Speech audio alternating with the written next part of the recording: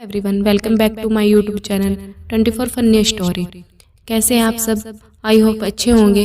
Video शुरू करने से पहले मैं आपसे एक रिक्वेस्ट जरूर करूंगी, जब भी आप इस चैनल पर आए तो चैनल को सब्सक्राइब किए बिना न जाए, जिससे कि आपके पास हमारे आने वाली स्टोरीज और पोएट्री का नोटिफिकेशन मिल सके।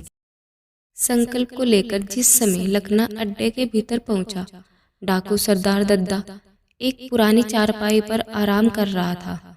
संकल्प को देखते ही वह चौंक उठ बैठा और घुरते हुए बोला, छोटे, मैंने तुम्हें मोटा बकरा लाने भेजा था, लेकिन तुम यह मेमना कहाँ से उठा लाए? लखना ने पूरी बात बताई, जिसे सुन दद्दा बोले, तुमने यह बहुत भला काम किया।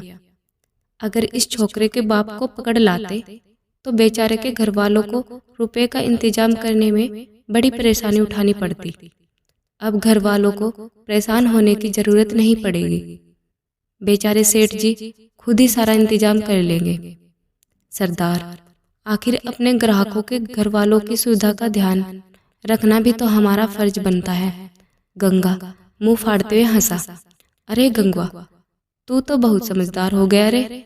दद्दा ने आगे बढ़ गंगा की पीठ थपथपाई, फिर संकल्प की बाह थाम उसकी ओर धकेलते हुए बोला, ले यह पकड़, अब तेरे कब्जे में रहेगा, संभाल कर रखना, बहुत कीमती है। दद्दा देखने में तो अधेड़ लगता था, लेकिन जिस मजबूती से संकल्प की बाहें थामी थी, उससे संकल्प को उसकी शक्ति का अंदाजा हो गया था। उसे डाकुओं की बातें सुनकर क्रोध तो बहुत आ रहा था, लेकिन इस समय वह बेबस था। गंगा उसे सामने दलान में बने पत्थर के चबूतरे पर बैठने का आदेश दिया और सेम पास में रखी बाल्टी से पानी लेकर हाथ मुंह धोने लगा।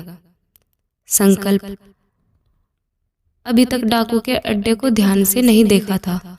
चबूतरे पर बैठने के बाद उसने जब चारों ओर नजरें दौड़ाई, यह अड्डा किसी पुराने किले का मालूम पड़ रहा था। मजबूत नक्काशीदार खंभों पर टिकी छत पर खूबसूरत पचकारी की गई थी। हालांकि पच्चीकारी और दीवार पर बने भित्ति चित्र समय की मार से धुंधले पड़ गए थे, लेकिन वे अपने अतीत के वैभव में कहानी समेटे हुए थे। पूरा किला जोधपुर के लाल पत्थर का बना हुआ था। कई जगह से पत्थर उखड़ गए थे, उनके स्थान पर बहुत ही फुफट ढंग से सीमेंट का प्लास्टर कर दिया गया था। सिर्फ एक दो कमरों में लोहे के टूटे फूटे दरवाजे लगे हुए थे, बाकियों के दरवाजे गायब थे। उनकी जगह टाट के गंदे पर्दे टंगे हुए थे। शायद समय के थेपड़ों से लकड़ियों के दरवाजे सड़ गल गए थे। यह किला किसका हो सकता है? संकल्प सोच में पड़ गया। अचानक उसकी दृष्टि दलान के सामने वाली दीवार पर बड़े सूरज के चिन्ह पर टिक गई। उसके कानों में घंटियां बजने लगी। सूरज तो सूरजगढ़ राज्य का राजकीय चिन्ह था। 19वीं शताब्दी में सूरजगढ़ काफी संपन्न राज्य था। उस जमाने में ज्यादातर आवागमन नावों के द्वारा होता था। शारदा नदी के किनारे बसे इस राज्य के व्यापारी नावों द्वारा दूर दूर के राज्यों तक व्यापार किया करते थे, जिससे सूरजगढ़ को काफी आमदनी होती थी।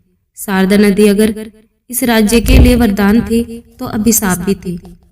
हमेशा शांत रहने वाली शारदा बरसात में विकराल रूप धारण कर लेती और तब उसके कटाव में रातों रात सैकड़ों एकड़ जमीन गायब हो जाती थी। टकनपुर की पहाड़ियों से निकलने वाली इस नदी की गहराई काफी कम है, जिसके कारण बरसात के दिनों में इसका पानी उफन कर बाहर आने लगता है। आज भी यह नदी बरसात के दिनों में गांव के गांव निगल जाती है। यह बात अलग है कि यदि एक तरफ यह जमीन काटती है तो दूसरी तरफ छोड़ देती है, लेकिन इसके द्वारा की जाने वाली विनाश लीला की भयावहता कम नहीं होती। जिनके घर द्वार इसके पाट में समा जाते हैं, उन्हें दोबारा अपना घर बसाने के लिए दर दर की ठोकरें खानी पड़ती हैं। कई बार यह नदी एक ही बरसात में अपना पाट मीलों तक बदल लेती है। ऐसी ही बरसात की एक भयानक रात में शारदा नदी ने सूरजगढ़ के किलों को काटना शुरू कर दिया। चारों ओर अफरा तफरी मच गई। उस समय वहां के राजा रुक्मदेव सिंह थे। रानी कनकलता माँ बनने वाली थी। सभी लोग अपनी जान बचाकर भाग रहे थे। रुक्मदेव सिंह अपनी रानी को बहुत प्यार करते थे। वह ऐसी हालत में रानी को छोड़कर जाने को तैयार नहीं थे। उनको बचाने के चक्कर में वह स्वयं भी बाढ़ के पानी में डूब गए। रात भर भी सूरजगढ़ का किला शारदा नदी के पेट में समा गया था। जहां पर सूरजगढ़ का किला था, अगले दिन वहां शारदा नदी का पानी ठांटे मार रहा था। सूरजगढ़ का खजाना बहुत समृद्ध था। किले के साथ साथ वह भी पानी के भीतर समा गया था। ब्रिटिश सरकार ने उसे ढूंढवाने की बहुत कोशिशें की, लेकिन सफलता नहीं मिल सकी। समय समय पर कई लोगों ने व्यक्तिगत स्तर पर भी काफी प्रयास किए, लेकिन खजाने का पता नहीं लगा सके। उल्टे कई लोगों ने अपनी जानें अवश्य गंवा दी। धीरे धीरे यह मशहूर हो गया। सूरजगढ़ का खजाना अभिशप्त है, इसे कोई हाथ नहीं लगा सकता। संकल्प ने यह बातें अपने गांव के बड़े बुजुर्गों से सुनी थी। कहीं यह सूरजगढ़ का डूबा हुआ किला तो नहीं है। नदी ने के अपना स्थान बदलने से यह पानी के बाहर आ गया और सैकड़ों वर्षों के अंतराल में उस पर बालू के टीले बन गए हो।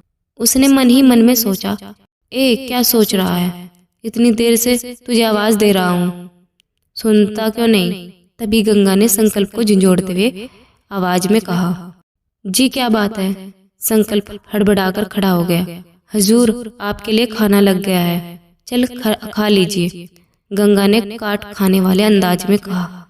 मैं नहीं खाऊंगा। क्यों नहीं खाएगा? गंगा ने जोर से डपटा। मेरा मन नहीं है, संकल्प ने संयम स्वर में कहा। तेरे मन की ऐसी की तैसी, यहाँ तेरे नहीं बल्कि मेरे मन की चलेगी। चुपचाप चल, खाना खा ले वरना ठीक नहीं हुआ। गंगा फट पड़ा। संकल्प कुछ कहने ही जा रहा था कि दद्दा ने आवाज लगाई, गंगा क्या बात है, शोर क्यों मचा रहे हो? सरदार, ये गांधी बाबा का चेला मालूम पड़ता है, भूख हड़ताल पर बैठा है, कह रहा है खाना नहीं खाऊंगा। गंगा ने बताया। यह सुन दद्दा करीब आया और जिस चबूतरे पर संकल्प बैठा था उसके 2 चक्कर काटे।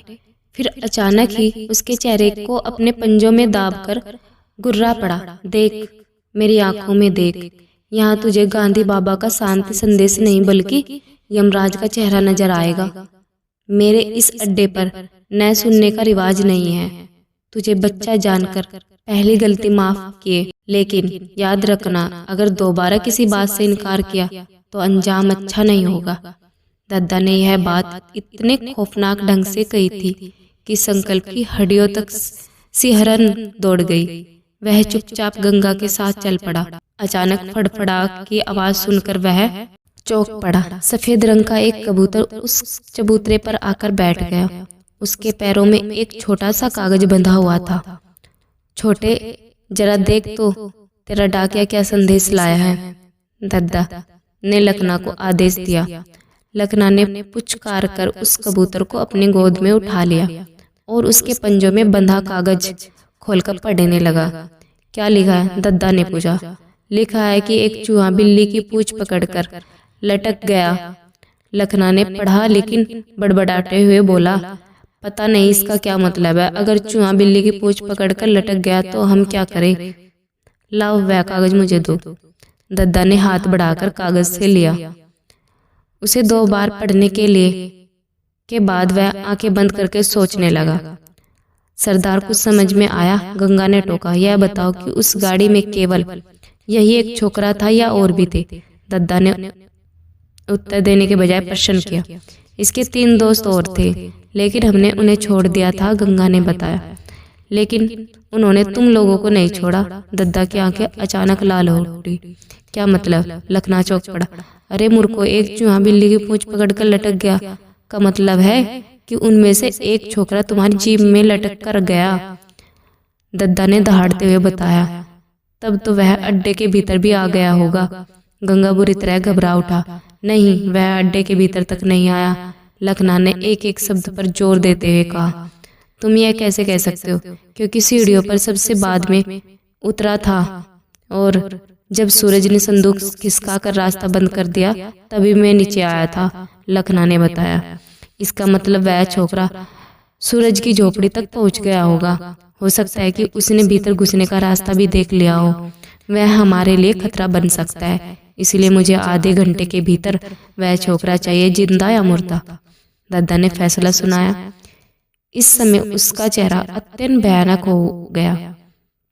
आदेश मिलते ही लखना, गंगा और 7-8 अन्य डाकू अपने अपने हथियार उठाकर बाहर की ओर दौड़ पड़े। संकल्प समझ गया कि उसके साथी की जान खतरे में है। वह मन ही मन में उसकी सुरक्षा के लिए प्रार्थना कर रहा था।